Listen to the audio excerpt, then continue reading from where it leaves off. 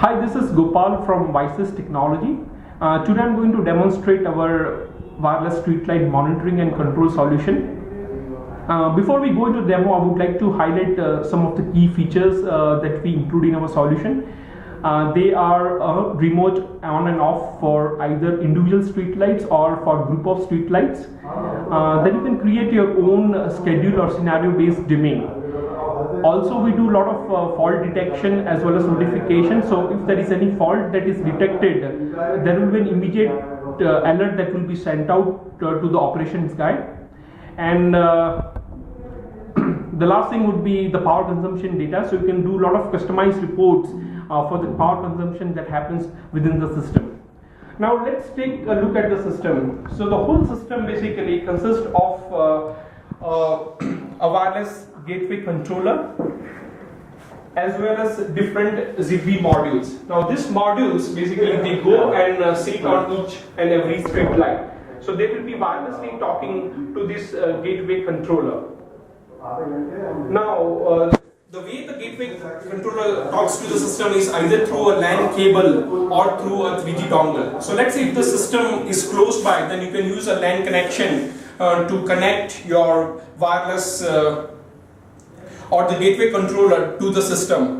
And if it's sitting in the remote location, then we also support a 3G connection. So you can have a 3G dongle within the system and it directly uploads the data on the cloud, and you can fetch or you can access the data through the browser there. Now let's take a look at the GUI and how do you operate and control all the individual street lights. So if you click on the dashboard, this is how the UI will look like. So in this case, we have two street lights which are connected right now, and it shows a different IEEE address for these modules that are connected to the street lights. Now if you look at the right hand side on the link status, right now they are green, so that indicates that the link is on. That means that the modules are talking to the gateway controller right now. But if you look at the light status, it's gray. What it means that they are off right now, they are not on. And if you see the right hand side, now you can control the dimming portion between 0 to 100, either for individual street lights, or you can also select all together and do a percentage dimming for those street lights. Now let's go ahead and do a dimming for separate street lights.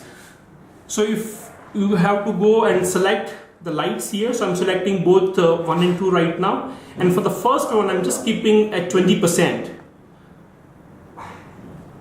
So right now it's around 27%, and let's do 100% on the other one. So you have to select the dimming for this street lights and then just click on the dim. So immediately the lights will be on based upon the dimming that you have selected. So in this case you can see the first light basically it's operating at 25% or 27% that we have selected, and the other one is basically at 100%. So there is no dimming and it's operating at full 100%. So this is how you can control the dimming for either individual street lights or for a group of street lights. Now let's go ahead and create some schedules. So as I mentioned, you can create either schedules or scenarios for different street lights. Okay, so now if you want to create schedules or scenarios for either individual streetlights or a group of streetlights, you need to click on this link called schedule. Now if you go to this link, you will see two different options. First is create schedule and another one is manage schedule.